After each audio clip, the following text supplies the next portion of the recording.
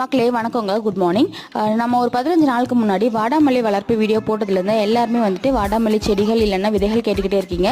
இது பார்த்துட்டிங்கன்னா உங்களுக்கு விதைகள் வரும் 4 கலர் மிக்ஸ் ஆன மாதிரி ஒயிட்டு, பிங்க்கு, வயலட்டு, ரெட் இந்த 4 கலர் மிக்ஸ் ஆன சீட்ஸ் தாங்க வருது பேக்கெட்டில். ஸோ இந்த பேக்கெட்டில் வரக்கூடிய விதைகள் எல்லாமே பார்த்திங்கன்னா ஹைப்ரிட் சீட்ஸ் தான். இதோட ஜெர்மினேஷன் ரேட் எப்படி இருக்குன்னு தெரியாது. யூஸ்வலாகவே இந்த மாதிரியான ஹைப்ரிட் சீட்ஸோட ஜெர்மினேஷன் ரேட் வந்து கொஞ்சம் ஸ்லோவாக தான் இருக்கும். நம்ம வெயிட் பண்ணி தான் அதை வந்து வளர்க்குற மாதிரி இருக்கும். நீங்கள் இந்த விதைன்னு மட்டும் இல்லாமல் ஹைப்ரிட் சீட்ஸ் என்ன விதைகள் நீங்கள் போடுறீங்க அப்படின்னாலுமே அதுக்கான பாட்டிங் மிக்ஸ் பார்த்துட்டிங்கன்னா ஒரு பங்கு கோகோபீட், ஒரு பங்கு மண்புழு உரம் இல்லைனா தொழு உரம் சேர்த்துக்கோங்க. ஸோ கோகோபீட் வந்து நம்ம யூஸ் பண்ணும்போது தான் உள்ளே வந்து ஜெர்மினேஷன் வந்து நல்லாயிருக்கும். அதே மாதிரி நீங்கள் ஒரு பாட்டில் இந்த பாட்டிங் மிக்ஸை ஃபில் பண்ணி விதைகள் போட்டதுக்கப்புறமா மேலே வந்து ஒரு பிளாஸ்டிக் கவர் போட்டு ஒரு ரப்பர் பேட் போட்டோ இல்லை ஒரு கயிறு வச்சோ கட்டி விடுங்க.